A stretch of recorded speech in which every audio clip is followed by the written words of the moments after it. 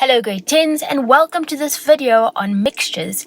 In this video we will list some of the properties of mixtures and we will also see how we can use physical or mechanical means to separate the different substances contained in a mixture.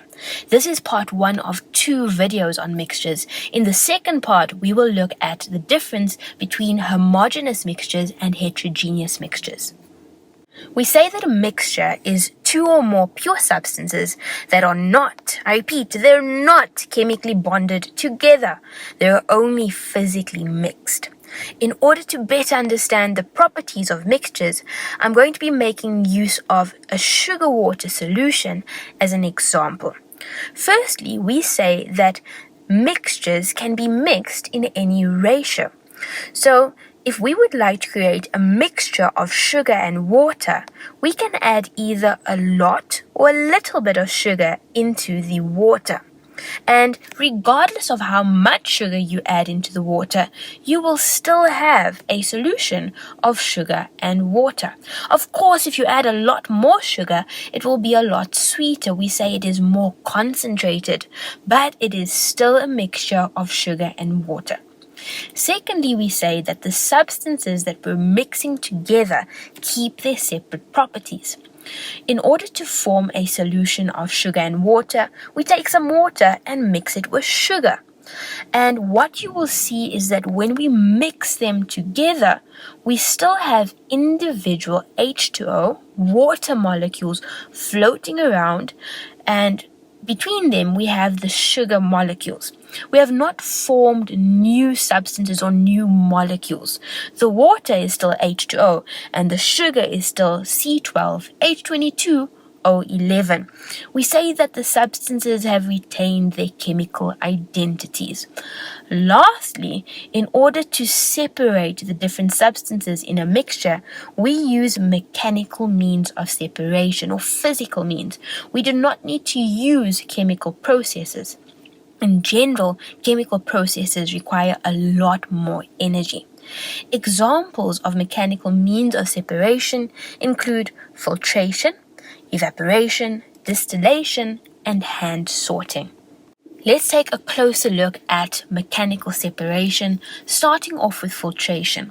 Filtration is a process in which we remove solid particles from a fluid. We often use filtration to remove dirt from water. If you look at the image displayed to your screen, this is an example of a filtering system that we would use to clean water. And basically, the rocks, the coarse sand, the charcoal, etc. keep all of the dirt particles separate from the water. We also make use of a filtration system when making filter coffee. A filter keeps the coffee grounds separate from the coffee that you would end up drinking. We also make use of filtration when we make tea. We use a tea bag to keep the tea leaf separate from the tea that you would drink in the end. Evaporation is another means of separating the substances in a mixture, and a really simple yet awesome device that makes use of evaporation is the water cone.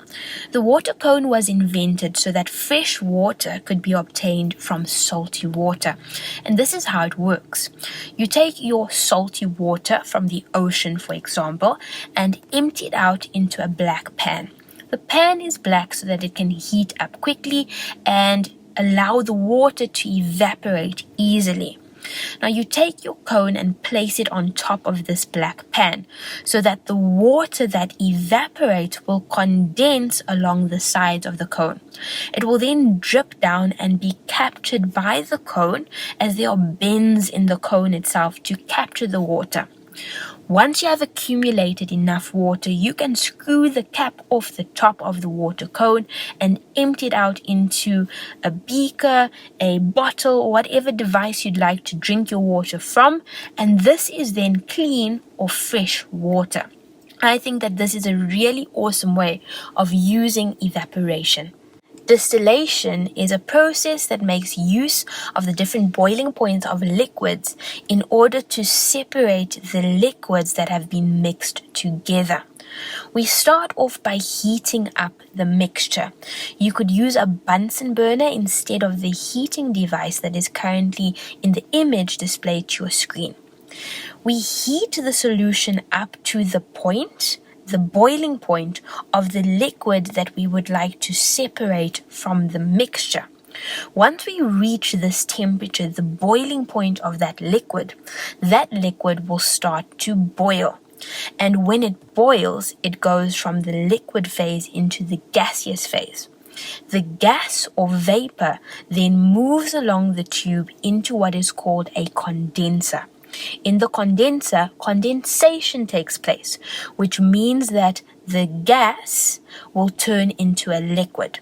This liquid will then move into a beaker or whatever device we would like to use to capture this liquid, and the liquid that we have now separated from the mixture is called a distillate.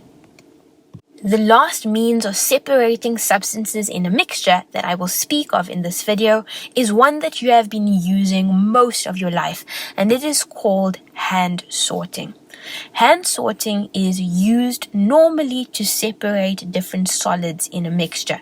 So in your screen, you can see, or displayed to your screen, you can see that the different colored Smarties are being separated from each other using hand sorting.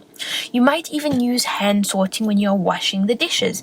Maybe you start off by washing all of the cups and glasses first, and then the plates, and then the pots and pans. That is hand sorting.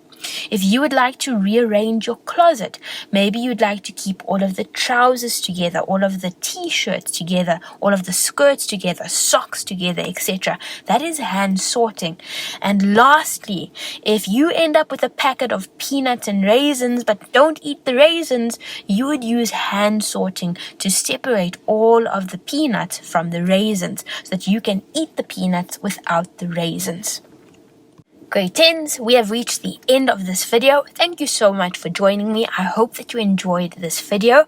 In the next video, we will take a look at the difference between homogeneous mixtures and heterogeneous mixtures.